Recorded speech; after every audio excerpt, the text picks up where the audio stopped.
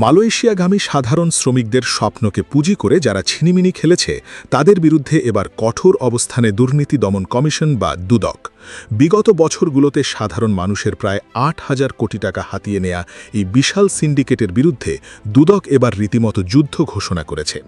প্রথম ধাপে ১০০টি রিক্রুটিং এজেন্সির বিরুদ্ধে মামলা দায়ের করা হয়েছিল। এবার সেই মামলার ধারাবাহিকতায় এজেন্সির মালিকদের অবৈধ সম্পদের খোঁজে সম্পদের বিবরণী দাখিলের নোটিশ জারি করা হয়েছে। অন্যদিকে বর্তমান সরকার নতুন করে মালয়েশিয়ার শ্রমবাজার চালুর জন্য জোরদার উদ্যোগ নিয়েছে। তবে অভিবাসন খাতের বিশেষজ্ঞরা এখনও শঙ্কিত।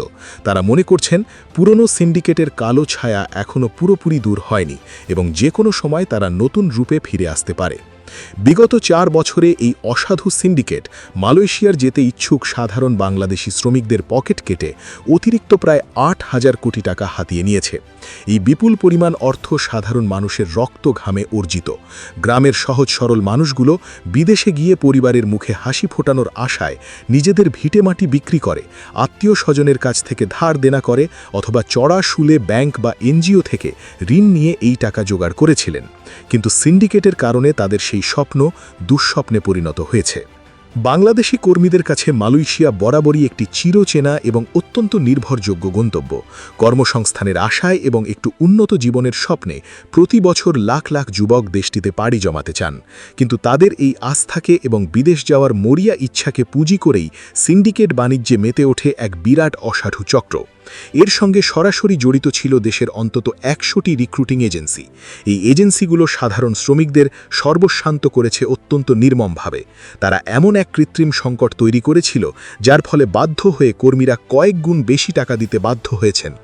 দুদক তাদের ব্যাপক অনুসন্ধানে জানতে পেরেছে কর্মী নেয়ার ক্ষেত্রে মালয়েশিয়া সরকার বিশ্বের অন্য কোনো দেশে এজেন্সির সংখ্যার ওপর এমন কঠোর বাধ্যবাধকতা রাখেনি।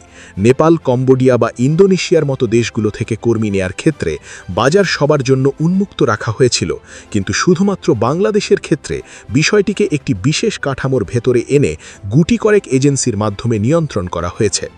প্রাপ্ত তথ্য বলছে একটি নির্দিষ্ট চক্রের সুদূর প্রসারী পরিকল্পনায় বাংলাদেশে এই নিয়ম চালু হয়েছিল তৎকালীন আওয়ামী লীগ সরকারের আমলে। এর ফলে সরকার নির্ধারিত অভিবাসন খরচ মাত্র ৭৯,০০০ টাকা হলেও মালয়েশিয়াগামী কর্মীদের ৪.৫ থেকে ৫ লাখ টাকা পর্যন্ত গুনতে হয়েছে। এই বিশাল অঙ্কের টাকার কোনো বৈধ রসিদও কর্মীদের দেয়া হয়নি।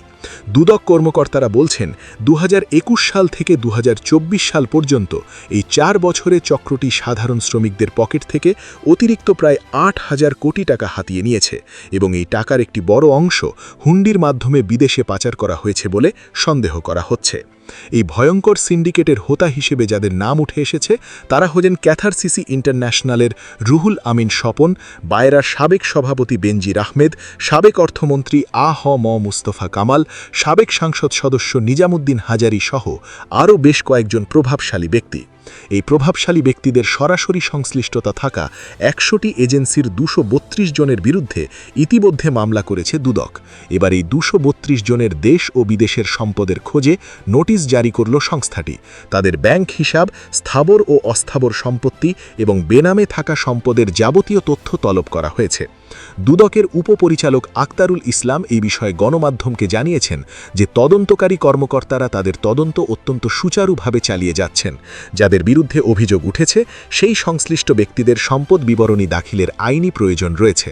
সেই আইন অনুযায়ী তাদের সম্পদ বিবরণী দাখিলের নোটিশ জারি করা হয়েছে। নির্দিষ্ট সময়ের মধ্যে তারা যদি সম্পদের সঠিক হিসাব দিতে ব্যর্থ হন অথবা কোনো মিথ্যা তথ্য দেন তবে তাদের বিরুদ্ধে আরও কঠোর আইনি ব্যবস্থা গ্রহণ করা হবে। এদিকে দীর্ঘ বিরতি এবং নানাবিধ জটিলতার পর চলতি বছরই আবারও মালয়েশিয়ার শ্রমবাজার উন্মুক্ত করতে জোরালো উদ্যোগ নিয়েছে বর্তমান সরকার। দেশটির উচ্চপদস্থ কর্মকর্তাদের সঙ্গে ইতিমধ্যে একাধিক সফল বৈঠকও অনুষ্ঠিত হয়েছে। সরকার বারবার স্বচ্ছ প্রক্রিয়ার কথা বললেও এই খাত সংশ্লিষ্ট বিশেষজ্ঞরা এখনও পুরোপুরি সংশয়মুক্ত হতে পারছেন না।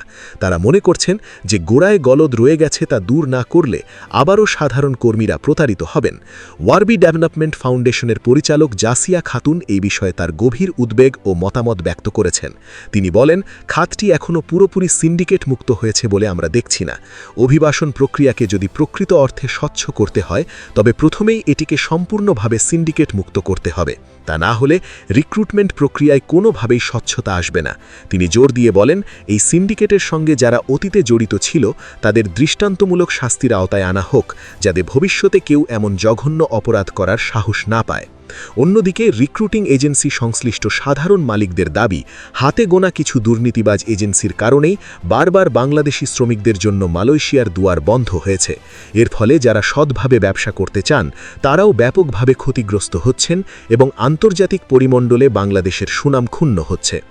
বায়রার সাবেক যুগ্ম মহাসচিব ফখরুল ইসলাম এই বিষয়ে আলোকপাত করে বলেন, পৃথিবীর অন্য কোনো দেশে এমন সিন্ডিকেট প্রথা নেই। শুধু একদল অসাধু ব্যবসায়ী এবং রাজনীতিবিদ চায় বাংলাদেশটা সিন্ডিকেট হোক, এতে তাদের নিজেদের ব্যক্তি স্বার্থ এবং গোষ্ঠী স্বার্থ উদ্ধার হয়। এই গোষ্ঠী স্বার্থের জন্যই তারা গোটা বাংলাদেশের শ্রমবাজারকে জিম্মি করে সিন্ডিকেট করতে চায়। আর এই সিন্ডিকেট করতে চাওয়ার কারণেই মূলত বাংলাদেশের সবচেয়ে বড় শ্রমবাজার উন্মুক্ত হতে এত বেশি বিলম্ব হচ্ছে, যা দেশের অর্থনীতির জন্য অত্যন্ত ক্ষতিকর। এই সম্ভাবনাময় শ্রমবাজারে একটি ইতিবাচক দৃষ্টান্ত গড়তে সব যোগ্য এবং লাইসেন্সধারী এজেন্সিগুলোর কাজের ক্ষেত্র উন্মুক্ত করা উচিত বলে মনে করেন বায়রার সাবেক এই নেতা। তিনি মনে করেন, বাজার উন্মুক্ত থাকলে প্রতিযোগিতার সৃষ্টি হবে এবং কর্মীরা অনেক কম খরচে মালয়েশিয়ায় যাওয়ার সুযোগ পাবেন। এর ফলে দেশের রেমিট্যান্স প্রবাহ যেমন বহুগুণে বাড়বে, তেমনি সাধারণ মানুষও প্রতারণার হাত থেকে রক্ষা পাবে। এখন দেখার বিষয়, সরকার এবং দুদক মিলে এই মাফিয়া চক্রকে কতটা কঠোরভাবে দমন করতে পারে এবং সাধারণ শ্রমিকদের জন্য একটি নিরাপদ, স্বচ্ছ ও সাশ্রয়ী অভিবাসন ব্যবস্থা নিশ্চিত করতে পারে। প্রিয় মালয়েশিয়া প্রবাসী ভাইগণ, খবরটি আমাদের মালয়েশিয়া প্রবাসী সকল ভাইদের সাথে এক্ষুনি শেয়ার করে সবাইকে এই গুরুত্বপূর্ণ খবরটি জানার সুযোগ করে দিন।